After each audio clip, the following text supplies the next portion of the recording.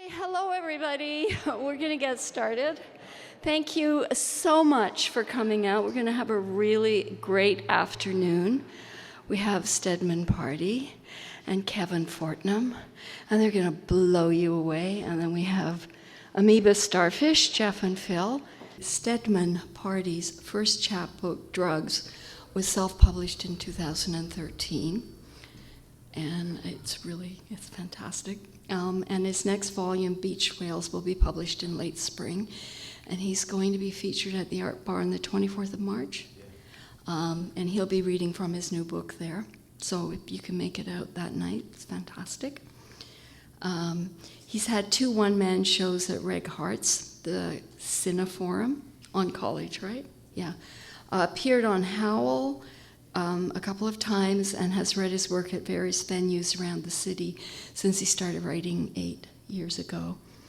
He was born and raised in the Mimico Lakeshore area, and he quotes the quotes, "An artist is an instrument through which the universe reveals itself, and word poetry is for every man, but soul poetry, alas, is not heavily distributed," are the words he lives by. And welcome, STEDMOND. Thank Brenda for having me. I'm nursing a wicked hangover, so don't mind if I keep my sunglasses on. This poem's called Ode to Liza Minnelli. I spray paint your image on the graffiti muraled walls between Dundas West and Keele subway stations as a red-headed beggar girl crawling towards me on your knees against the backdrop of the copper metal chasm. With my black eyeliner, I draw you as a crude stick figure on the smudged up mirror of a filthy public washroom. I finger paint you as a forbidden modern primitive. Wintering a tropical soundscape of my heart, I scribble you in gold and silver and violet crayon on a pink piece of construction paper and magnet it on my parents' refrigerator and wonder if they really like it. There is no chosen race in nature. The droppings of last week's trip out are still scattered upon our floor. You stand, sandwiched alone here, whole, in a divided kingdom between heaven and earth, death and rebirth, ready to flee away from me with Shelley's west wind. You stand, knowing that the elements in modern society, destructive of the best qualities of human nature, have been laid out mercilessly for our insatiable eyes countless times.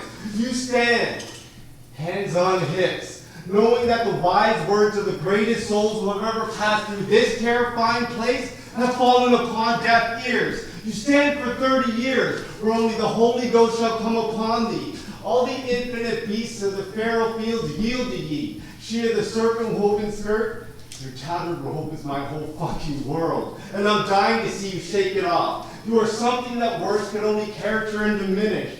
I can't help but masturbate, watching you make love to life. I look at you, young Liza Minnelli, and I see my destiny, my future. I think you're the lodestar and doomed salvation, the aromatic essence of green blood, red people smell when dead birds start falling from the sky, the incommunicable pain, soothing, transcendent bliss, the attack of the hunchback creep, the random attack of the nitpicking couch potatoes, the attack of the self-injurers, the attack of the full-dyke lesbians kissing at picnic tables to the ills of spectators gathering, which may or may not include me, massacre of liberty, and children's toys. Let's impregnate the distorted music of complete silence with a single collaborative word. Let us go where the omens of the gods and the crimes of our enemies summon us. The die is now cast. Let's solve the mystery of the leaping fish with that theme. Coke any day. Let's defile our chapped lips with the cold soul of a defenseless creature. Let's commit harakiri or do a heart crane. A timid painter's aggressive brush strokes. Interesting eccentrics from whom you can't remove your eyes. Looky here, Liza. I'm just a really lost guy, stuck between the beginning and the end of a highly flammable good time. I'm just a melancholy star dancing across the sky of your new hotel room. The forsaken herald's radiant cry. I'm just a moody daughter of promiscuous intimacies and retro charm. I'm telling you about myself. Are you listening? I enjoy lawlessness, earthquakes, ketamine, alchemy, earthquakes, boneless bodies, marijuana Kleenex, majestic performers self-destructing on this stage like me, and bulging brides crueler than some asshole kicking a pregnant, five-body dogs, unveiled monuments, and widespread disease. I feel that nothing could culminate in great tribulations. We are only now in the genesis of our unrequited love. I can't wait until we hit the book of Revelations. My father never gave up on a fig tree. Mute and glorious Hitlers, I came to you in search of the perfect winter boot, but found instead a summer sandal. I came to unannounce Jehovah's kingdom. Wilt thou help me? You see how I now can bring the poem back from its restless wanderings to exactly where it's supposed to be? Everything is moving in stop motion. You have no fucking equal. To you, dear girl, there could never be a sequel. Our smoldering fire could never cool to a fine ash. Ruthless tyrants, the very ideas of what it once meant to be women and men have been dramatically altered. What it means to be a human being is next. Would it be permissible for this miseducated alien to try your truth and beauty pill? Old age is savagely feeding our fleeting beauty and youth to a bloody pulp. So we must make haste, because we're all innocent little children, infested with microscopic bugs, being molested by the perverted hands of time. Thank you.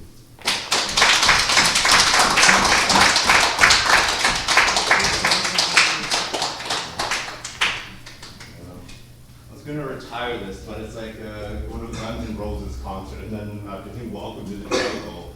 This is called a free jazz poem for Joan Baez. That's what I read when I was on Nick Beat's show for the first time.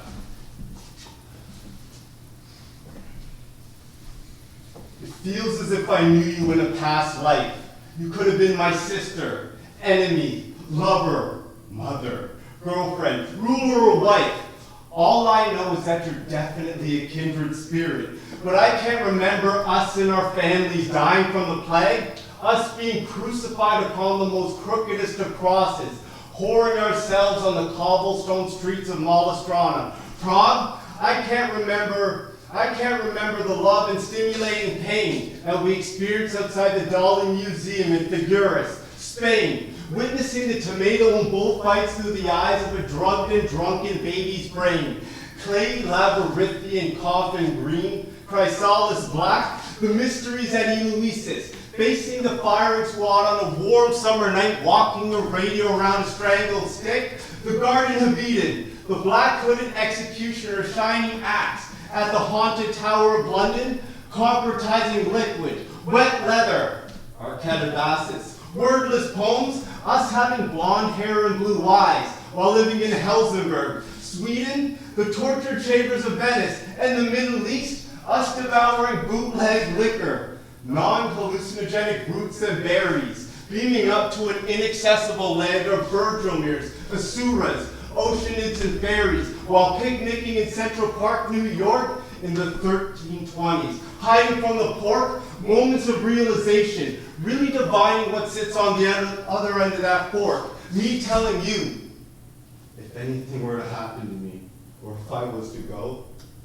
don't forget me, Joan Baez, because even if I was trapped in the advanced stages of Alzheimer's, there's no way I could ever forget about you and our time as dinosaurs, leopards, insects, snakes, birds, monkeys, pandas, foxes, sloths, elephants, butterflies, penguins, Neanderthals, bacteria, trees, and fish, and the extended time we spent. As a dying kid's wish, you can't even remember road zookeepers in Auschwitz, Mesopotamia, the floating world of Japan. When the black ships came, the brewed liqueur, misinvading our ravaged forests, and the exploding plastic inevitable, you can't remember red clouds, white skies, silver waters, black sand, gold moons, us being lynched by the Klan, crossing the Bering Strait, walking the plank, The basement is Studio 54. African tribal drums whipping us and our now extinct tribe into shamanic ecstasy. At celebrations of pre-logical existence, the loneliest monk, Brian Wilson, Louis Armstrong, the Stooges, the Doors, and Sonic Youth live in the flesh, Nick Beat, Reg Hartt, Brandon Pitts, the Lonely Vagabonds, and the Renaissance of the 2200s, the Resistance, the Human Being of 1967, Pink Floyd's Games for May, and that awkward life when I was the woman and you were the man. We've existed as casualties of the subhuman psyche since the very beginning of the idea of time. I've already squandered the platinum of our youth in this life. What do you think I'm going to do to the blood diamonds of our future? I can clearly remember the nebulous vistas of our lunar Earth, us self-exiling ourselves along the seashores of that other world, studying the heraldry of Finfolk, David Bowie and 9 Inch Nails touring together in 1995, the St. John, St. Vitus Dancing Mania 1518, you dating Steve Jobs and Bob Dylan, and you locking arms with me after your performance at Roy Thompson Hall. Thank you.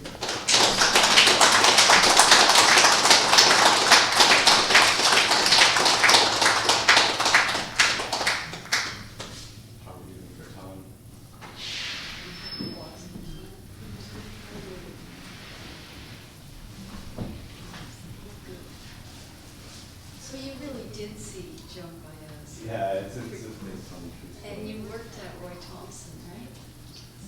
Yeah. And that's where you saw her? Since I had lots of time, I wasn't going to do this, but since you mentioned me growing up on Lakeshore, I might as well do it. This poem's called E True Lakeshore Story, and Ali took a little bit of artistic license with this, hence the title. You are the quintessential symbol of modern times and society to me. What has occurred in you, dear comrade, is transpiring in our world. I saw you, hunched over, strung out, sitting temporarily defeated on that curb in front of the laundromat, staring off into the ether with that unseeing 10,000-yard stare that I myself know well. In the early Toronto afternoon, your glassy eyes all teary, your glassy eyes that are heartbreakingly blue, that had somehow managed to maintain the childlike innocence that the rest of your being visibly could not. As I made my approach, I thought to myself, I shall lift this fallen woman. I shall ennoble her. Only I can teach her about the cruise ship disasters and the virgin soil epidemic. Nobody else can help her. Her friends and family are more fucked up than she is. Is degenerate drug addiction hereditary? Is she gonna spend galling me into the exact same thing that she will one day condemn me for? Is the party really over? Because this is only the beginning of the drought. Doomed salvation, beached whales, her overwhelming presence will eclipse everything else except poetry from my distracted view. Every afternoon I spend with this broad will be like Christmas morning, and every night will be the dawning of a new year, even though 15 years or so have passed since I last heard Callie singing her sighs to the falling leaves of her bird-crowned tree. 15 years or so since she and me have saw each other last. I can't ignore her. I shall restore her beyond her prior magnificence. With the raised arms of the Caryatid, I will elevate her past her former glory. And if I fail in this ridiculous, fucked up quest, I will let her drag me down in her own personal Hades, where we'll live our sodden lives in Technicolor, and rob her vampiric dealer pimp's house, and then shoot our way to the top of Bot City, and then hand in hand, we'll ruthlessly trod a self-destructive path that even the most depraved of junkies would have thought impossible to have trodden. How poetic, how triumphant, how gnarly, chaotic, frightening, and like the Twilight Zone would all of that be. I will be the decaying victim of a mafia hit, and she will be the hitman's Cadillac trunk. For some reason, I pictured you and me stranded on that slow boat to China, lost at sea. When I introduced myself, you turned around suspiciously, but when you realized who it was, you looked up glowingly at me, the seediest of smiles, and I noticed scabby, needle-marked chest and arms. I saw brown-black teeth, one of the front ones missing. I noticed that they're partially scratched off, nail polish was metallic blue. I observed the garbage-littered grass of the park, invertebrate thugs, cars, and injured rare lakes, bikes, grinders, families. The outside air reeked of a dolphin stampede. I recognized, I noticed like I did when I was an untarnished kid, the innumerable shapes of the cirrus clouds and the splintered coffin of that reprehensible sky, pathetically out of shot. Dear comrade, I could hardly look you in the eye. I was too spooked. I falsely realized whom I saved anyone, especially you. I ain't no catch myself. The handsome face of that introverted boy you once knew and admired has hardened into that of an ugly man. Plus, I'm balls deep in the syphilic cunt of life too, only I'm not lodged up in it as nastily as you. I don't drive or own a car. I can't take you to the drive-in or lover's lane. Although if you're fixed up just a little bit, I definitely want to. Dear comrade, smash wolf swans ever written, ghost letter chances, a pitchfork genius. I won't ever possess the paper fool's gold to help you whiten the teeth that the chain smoke of cigarettes, heroin, speed, and crack have now turned brownish black.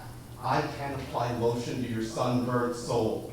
The biker gang fugitive arrested for funeral slangs and the motion of matter has scattered us into a different pattern. You are the absent mother of three. I can't abduct you from your Olmekian scene. I can see an ancient, orgasming woman dying whilst lavishing birth into an invisible, unfathomable, electronic force gorging itself upon the collective energy of every city synthetic brain. My luxurious bed is somebody else's fucking couch. And regrettably, there's not room for two. And sometimes there's bugs on the floor. A while ago, after I renounced dealing the goods, I took a vow of voluntary poverty. I'm not interested in money. I just want to be wonderful. Marilyn Monroe said something like that once, dear comrade, and now I'm sharing it with you. Although I have only the slightest idea why, there were 2 million things I could have done with you, but shamefully, out of my former cowardice, I did not one. Your dealer/pimp and his microbes are waiting for you across the street, and you appear to be itching to rendezvous with them, I think. And my dad was going to be arriving soon, so I let you go, whistling autumn leaves and mine hair. Last I heard, one of your Johns smashed a glass bottle in your once stunning face. Melted candle, answered prayer, cruel fate. Before we parted ways, you unspokenly said the following words that will always haunt me. You telepathically hissed them at me as if you were a dragon. You hissed the following haunting words at me as if you were the Lady Pendragon in the Diary of a Drug Fiend by Aleister Crowley. You hissed, if our short lives are only supposed to be a dream, Stedman, I wish someone would wake me up.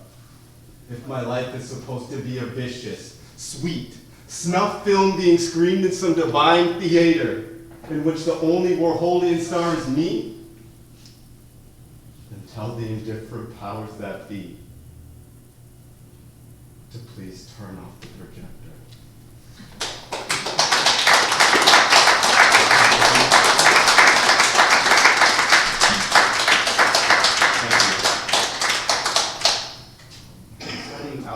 Recently, and this is where it came from.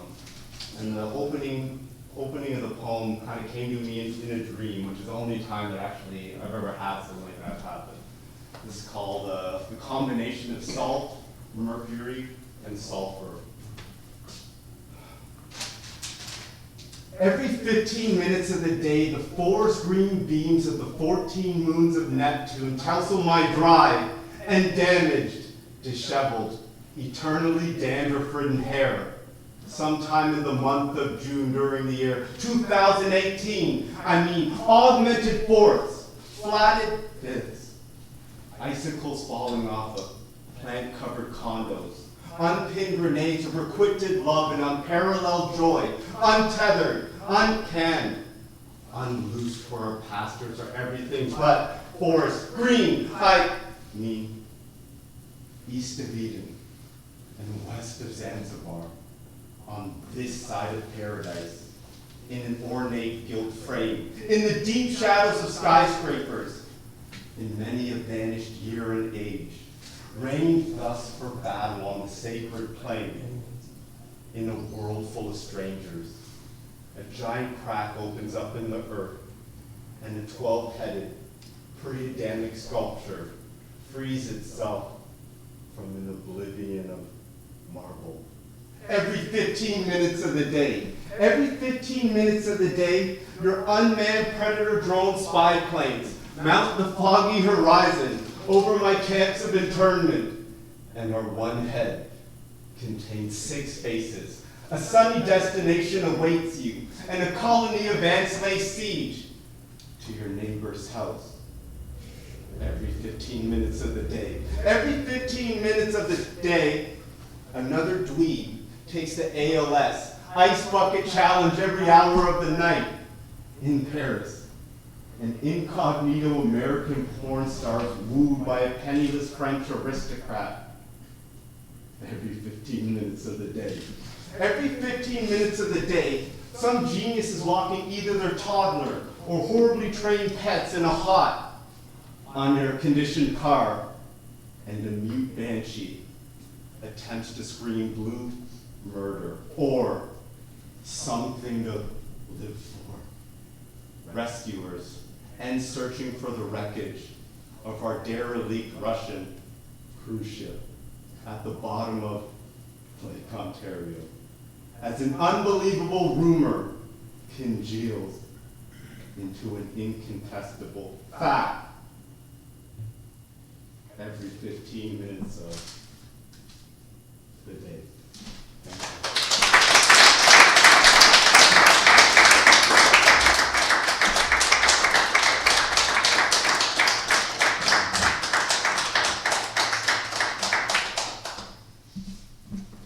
Thank you so much, Stedman. What a rich cornucopia of images from history, mythology, culture, movies, pop culture, art. Like, it's just phenomenal. So it's such a treat to have you out and feature you. And I have some video, so I'm happy. My brother Allan has a meetup group for mindfulness and storytelling, and he decided to add my Poetry Salons to his group of mindful storytellers. And Vladimir came from that group. So he's from the meetup group. And you're originally from Russia? I'm from Moscow. From Moscow. I came to Toronto. Yeah, okay. You came to Toronto.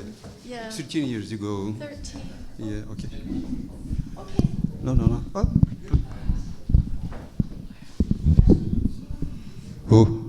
Okay. It's nice. Okay, my name Vladimir Azarov. I came to Toronto 13 years ago. I didn't have absolutely English language. My second language was German. But now I have many published books, and many of them you can buy in Amazon. Okay, but sorry, be tolerant to my pronunciation. It's second language. It's third language because second German. I'd like to say the main topic, the main theme of my poetry is my reminiscence, my memory about Russian, Soviet, Stalinist regime. My parents from St. Petersburg was exiled to Kazakhstan in early 30s. And I have many my works about this. This poem, one of them, it's in one of the published already book, but my editor and publisher, Barry Callaghan, decided to put this poem in quarterly of their journal, which will be published in March. Okay. My NKVD visit going home. NKVD, it's, you know what is it? Okay. I have a little bit. I have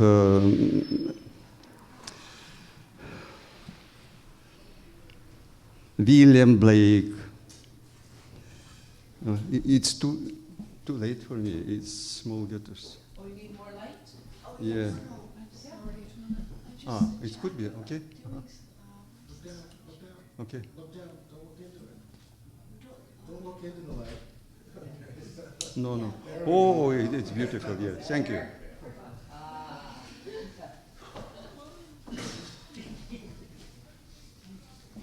Okay. Oh, it's beautiful. Epigraph of William Blake. Can I see another grief, and now seek for kind relief? A foggy day, the end of winter. I'm only 2 days old. I'm Vladimir, and I'm now about 6 months old. I'm in the arm of my young mother, who is walking the slush sidewalk of Leningrad. I'm happy with my mother's milk when she has time to feed me.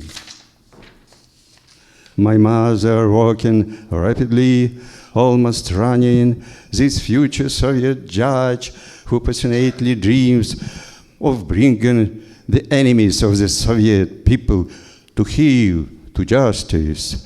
Yet she's in a hurry. She needs to meet with the NKVD because my father has been arrested in the night. Why? There has been all kinds of misdirection and confusions in our young socialist state. A new, honest, powerful authority has problem. Hurry, hurry, my father, my mother, help my father, help the NKVD to their holy work, help them avoid mistakes to reach the shining peaks of communism. You cannot know. Okay, sorry, I missed this picture, this one.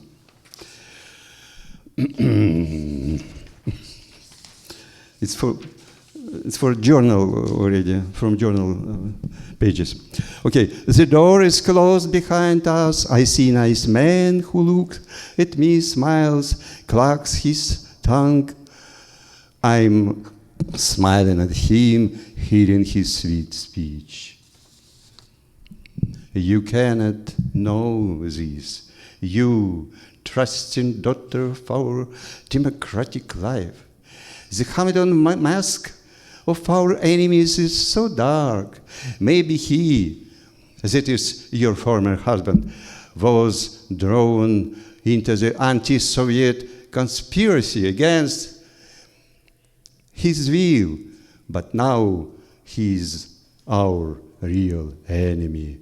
No one who is innocent is arrested and sent to trial. Yes, yes, yes, and please stop your Knife, stop, you foolish girl. His face flushed red. He certainly do not know what to do at my young age. Cry, the man is now hysterical. I'm listening to him shout, stop, stupid girl, you fool. You are a future Soviet judge, our future seer, defender of socialism, communism, stop. He's an enemy. Yes, he, your husband. He is the other side. He is traitor, renegade, a fifth column. I'm trying to open your blind eyes. Forget him. To go to university, get your judicial diploma. You are so energetic and smart. You could help us. Hey, listen, you're different. Your new husband, he is here waiting for you in the hallway. What? In the silence, she, my mother, lays me down to NKVD table. I am surprised. I wait alone on the secret paper of the NKVD. Without a word, my mother goes to him, to the NKVD man, and he slap his clean shaved pink cheek so very hard. I shudder, pin into my Russian nappy. Oh, poor kid. My time is cry. I am very happy. I'm already 1 year old. I hear the lulling, clacking sound of the carriage wheels. I'm sitting on the small square table by the train window, a metal spoon, ping, in the tea glass. The tea is cold. The naked early spring landscape flashes by Leningrad to the east. A long, way, days. So many days to Kazakhstan. In the icy storm countryside of Kazakhstan, a tall and not too young man appears, almost 2 years old. I can speak, and I ask my mother, who is this man? Your father. He has come to us under appeal. He has changed his Leningrad jail cell for Kazakhstan in exile.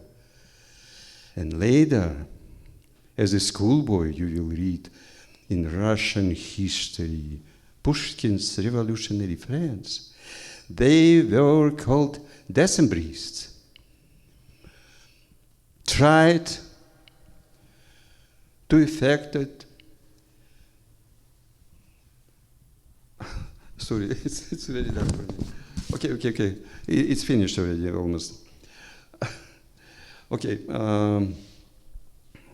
Revolution in St. Petersburg in the early 19th century tried and overthrow the Tsar, wanting a republic, a parliament. They were exiled in Siberia, noblemen, and their aristocratic loving wives went with them into that cold, wild land. So your father has repeated history. He was come to us in Kazakhstan. Thank you. Thank you so Thank you, much. sorry. Kevin is a nightmare dressed like a daydream who wishes he could be like the cool kids. He only came here to say hello. When this show is over, he will drive his car into a bridge. April 15th, Sherburne Station. It isn't until everybody get off this train! This train is now out of service! Everybody get off this train and go upstairs!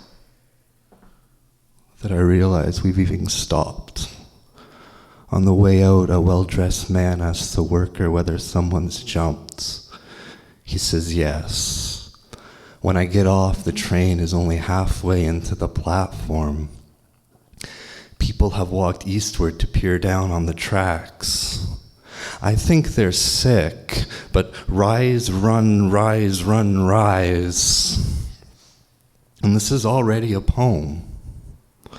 In the poem, I envision talking to the jumper beforehand, saying this world is filled with beautiful things, like introspective, sunny mid-April walks between Sherburne and Coxwell.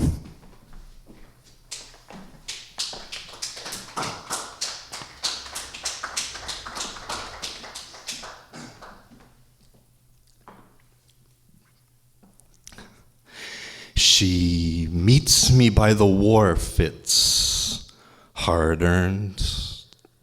Invasive's just another word for modern. Where running through the park, it's autumn. Explosion's just a term that means ho-hum. In the rubble, elevate your hard guess. Callous is a word that means invasive. Now I'm broke right down to cabbage, bread, and bones.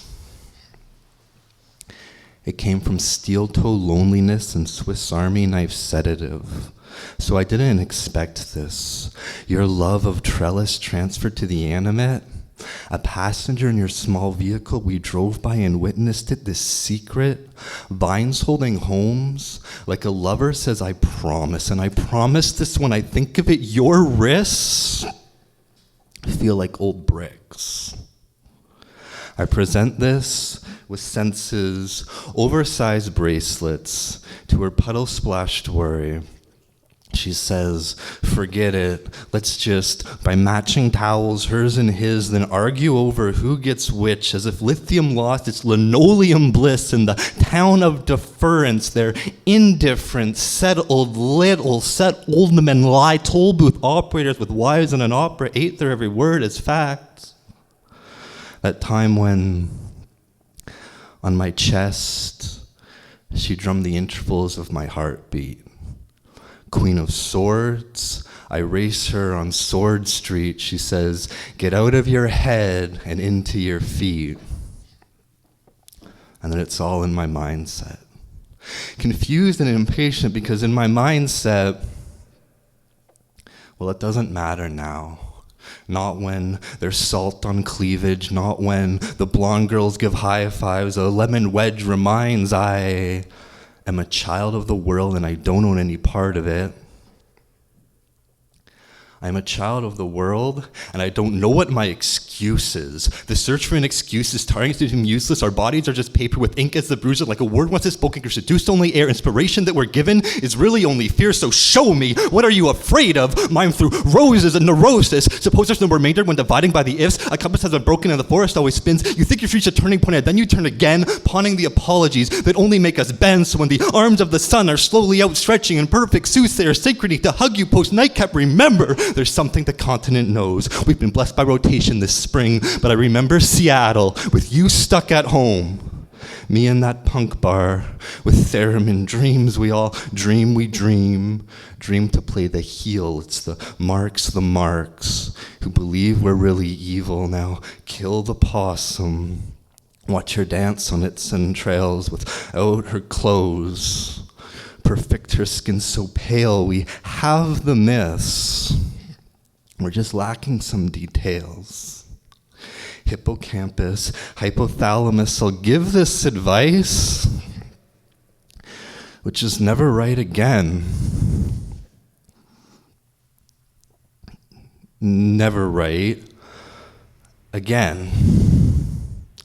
I'm not one to give advice, because I lost my love for this.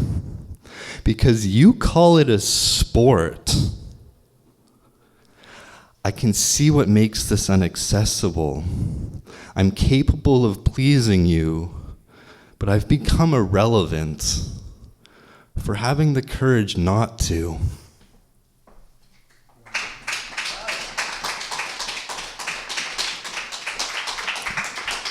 This next poem starts off quietly and then gets louder at some point. It's also fictional.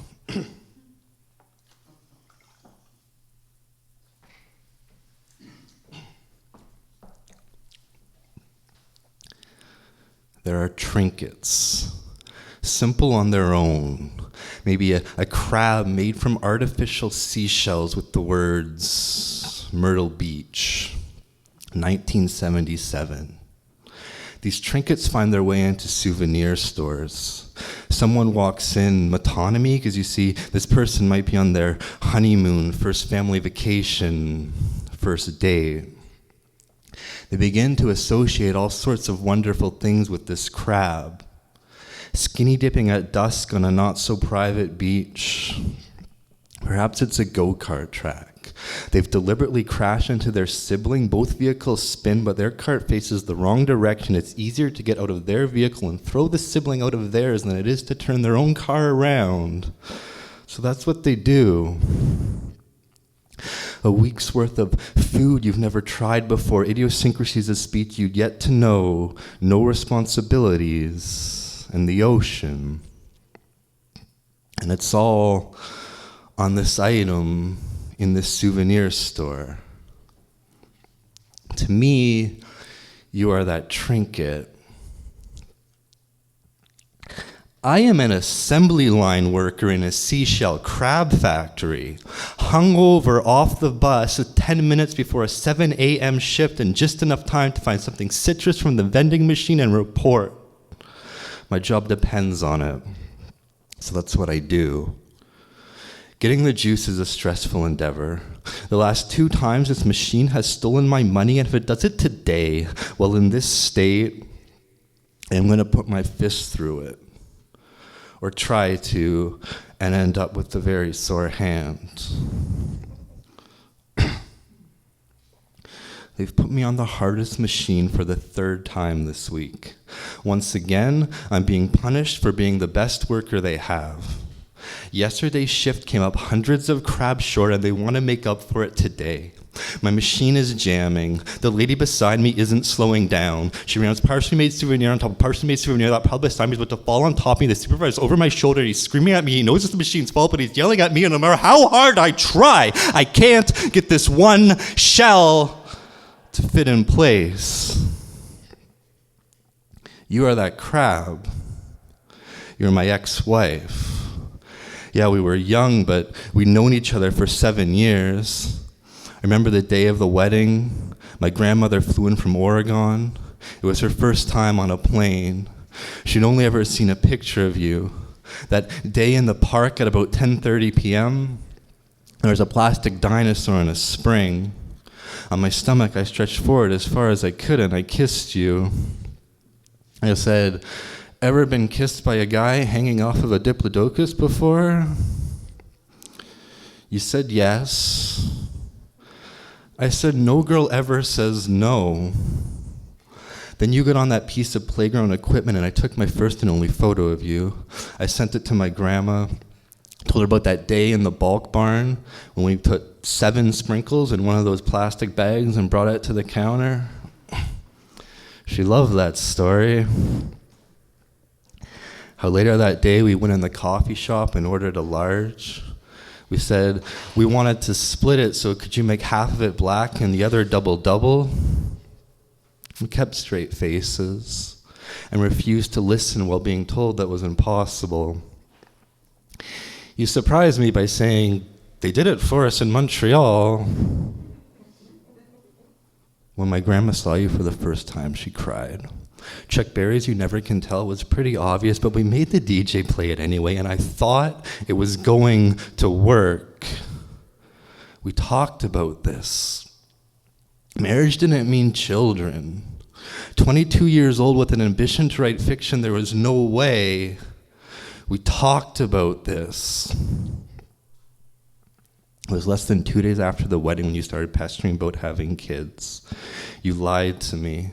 This wasn't the marriage I'd envisioned.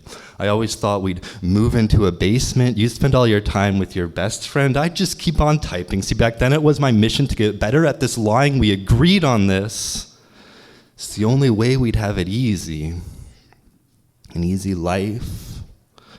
There was a time when that would have scared us. I thought she was the one. When I found out she wasn't, I thought it can never sting like this with another.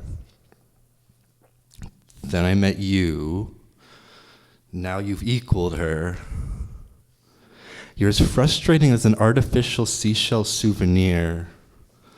So I guess I'm no better with women, and I'm still not lying for a living.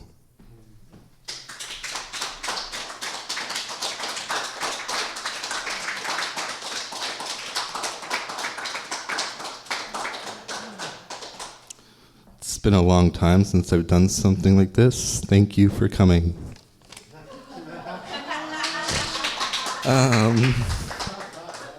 It's actually blueprints for a loft that I might make in my apartment, but I won't be able to because I got to afford flying trapeze school before I can pay for a loft, and it sounds like I'm making that up, but it's absolutely 100% true. I guess I'll do something that I've never done before. I wrote this immediately after spending the last few days of September on a canoe trip. So this is a goddamn nature poem in this goddamn era, if you can goddamn believe it.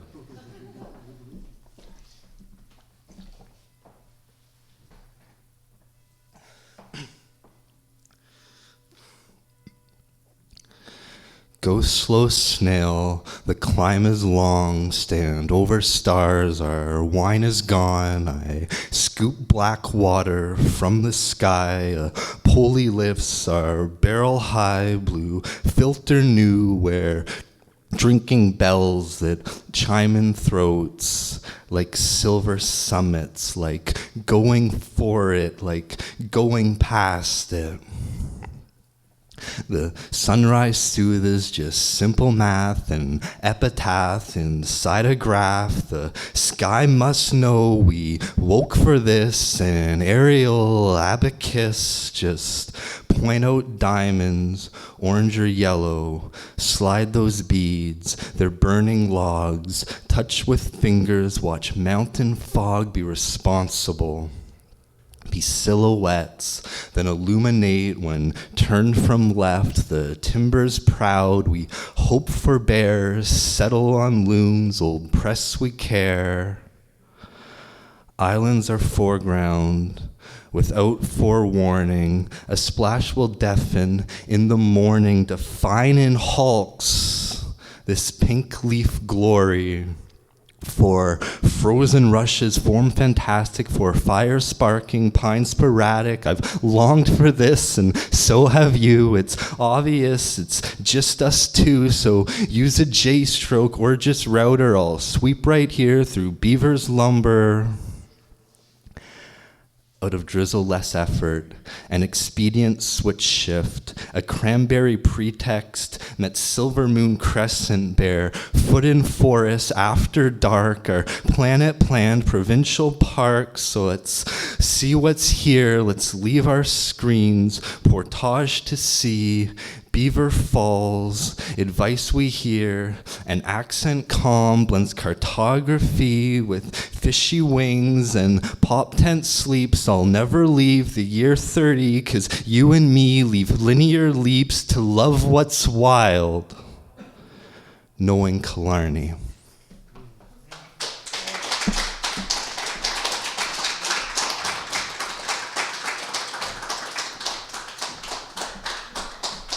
Oh, thank you so much.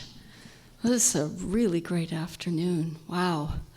I just feel like my horizons have been expanded and expanded.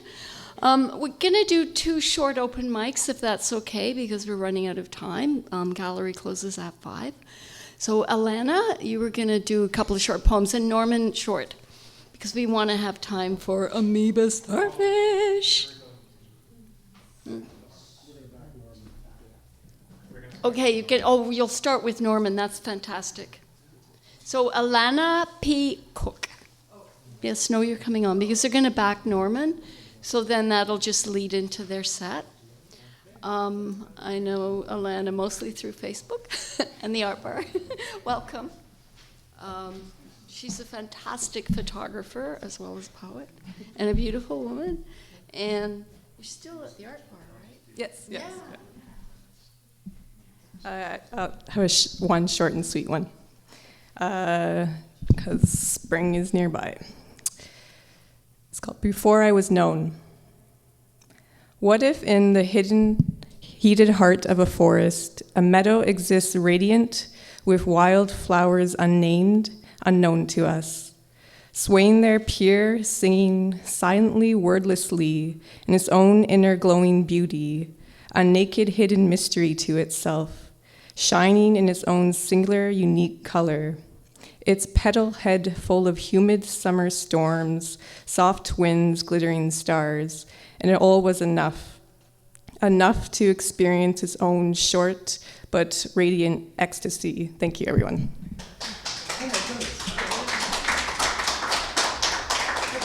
Norman Allan is a artist and poet and naturopathic doctor, right?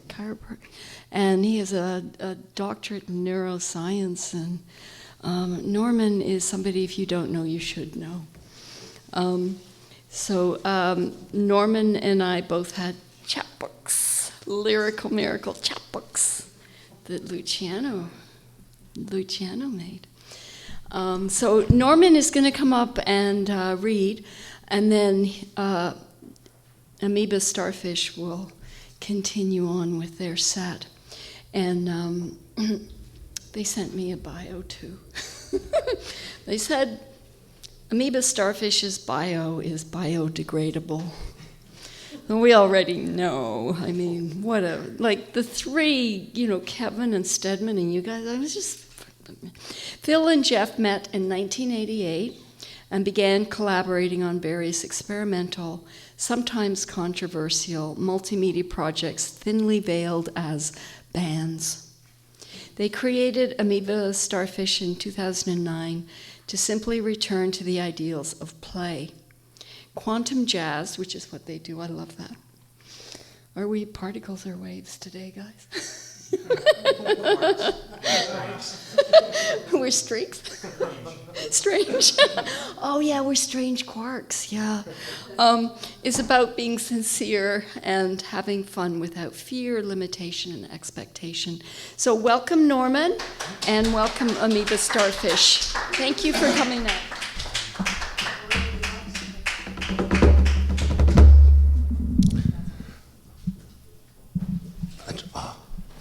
If you want to know more about me, these flyers will tell you everything. Shakespeare's in the alley. Papa's got a brand new bag. Shakespeare's in the alley. Papa's got a brand new bag. Shakespeare's in the alley. Papa's got a brand new bag. Shakespeare's in the alley. Papa's got a brand new bag. Whose voice is this? It's funny who speaks. The Cockney boy's not me. It's a memory of my teens tithing my tongue to a person, and it's not me. I'm American Ashkenazi. Ashkenazi? My dear Lord, our mortal enemies branded onto our name, and I'm tripping down some Freudian and paranoid, satanically insignificant red heroin. It's funny who speaks. It's never quite me. Possibly 32nd Street in September. The small space between your life and mine is full of all the world and all of time. All the TV channels blare can't break the silence. The night is between us, The days stand in our way, rivers of time.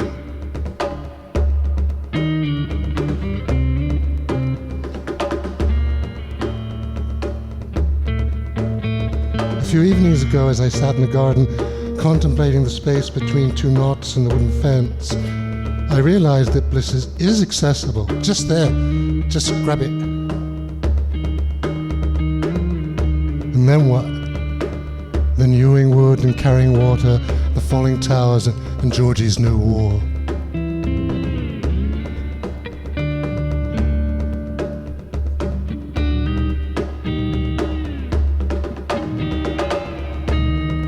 The small space between us is a river of time, and all the world's a jumping jack, waving from oblivion to our separate soul illusion. Down on 32nd Street, the mundane flows on forever. Papa's got a brand new bag, and Shakespeare's in the alley. The space between us seeks resolution. The ongoing cosmic rut fills all space and time. I'm in the garden talking to spiders, and all the channels blare.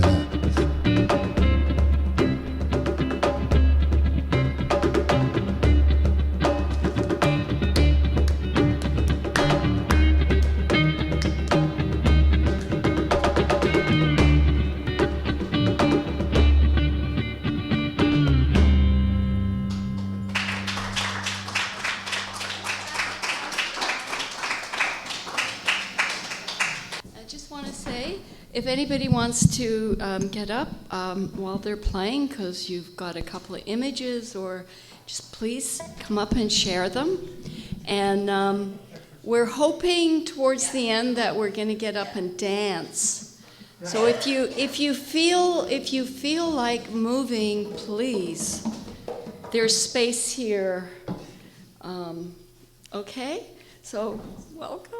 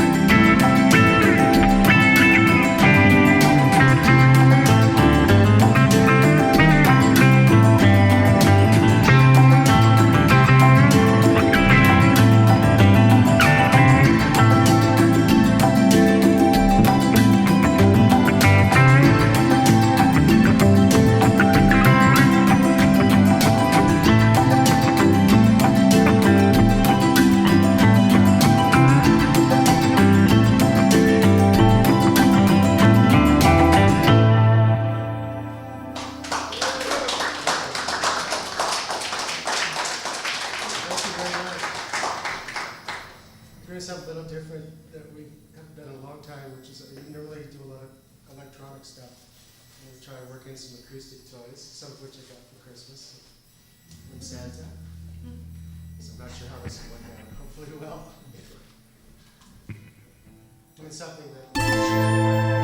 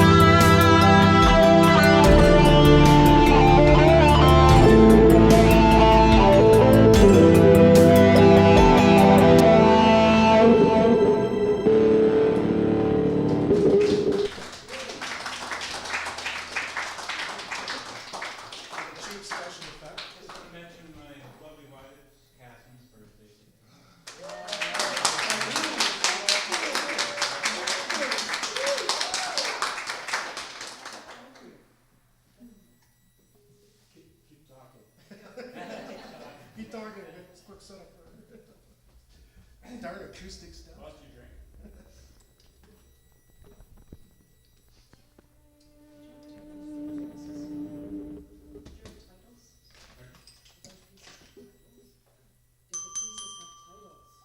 Your songs. Not yet.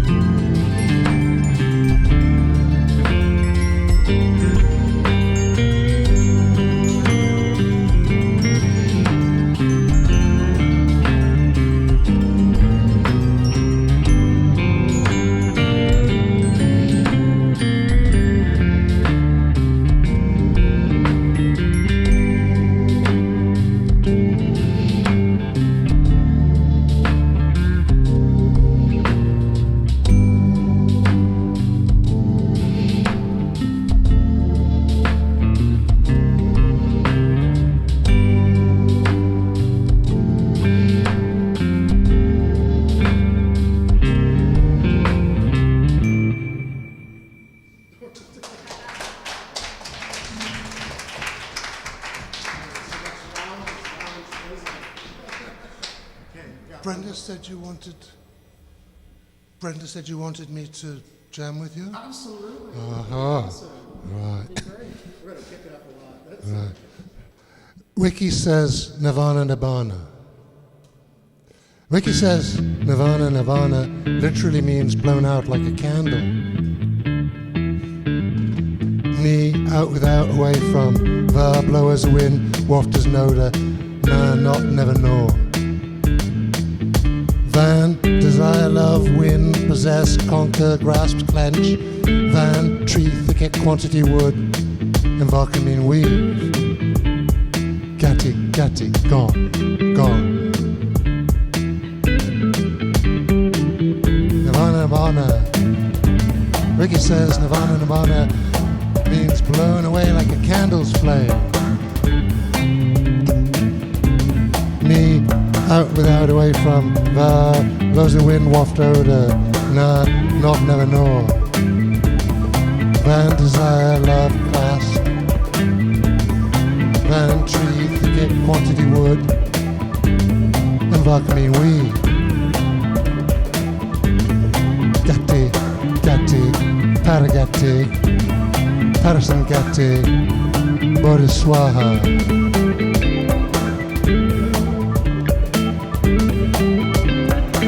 Nirvana Nibbana, Wiki says it's literally blown out like a candle.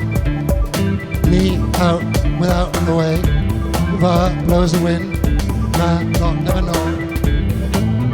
Van, desire, love, win, gain, cure, conquer, possess, grasp, pledge. Van, tree, thicket, quantity, wood, va weave. Gatti, gatti, gone.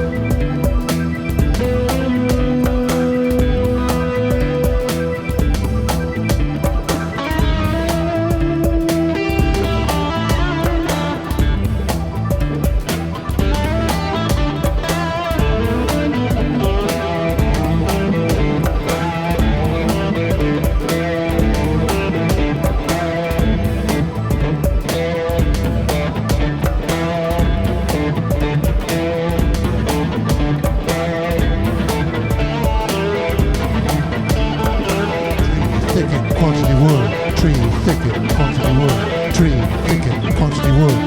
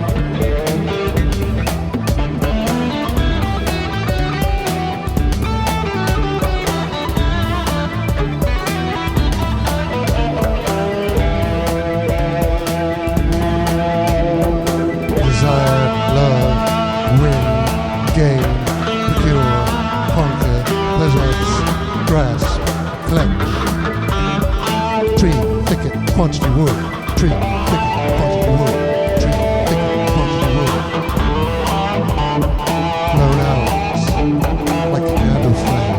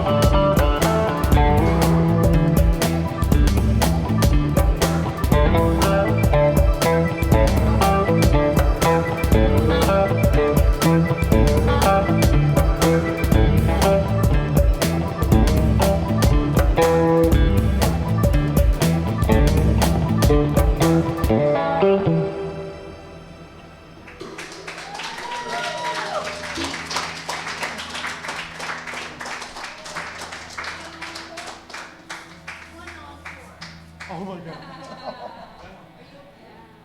Oh yeah. No, it's Oh, no, like, that was great. it's like play a set and have a sauna. Oh, no. Thank you so much. Love that. What's that? That's called a thunder tube. A what? A thunder tube. So So just just shake it. It makes thunder. And then if you cup your hand over it while you do that, yeah. And then you can make. Then you can that is quantum jazz. Okay, well, I would really like to thank everybody who came out and our feature, STEDMOND Party, and Kevin Fortnum, and Amoeba Starfish, wonderful. And it's just been a really, really wonderful afternoon.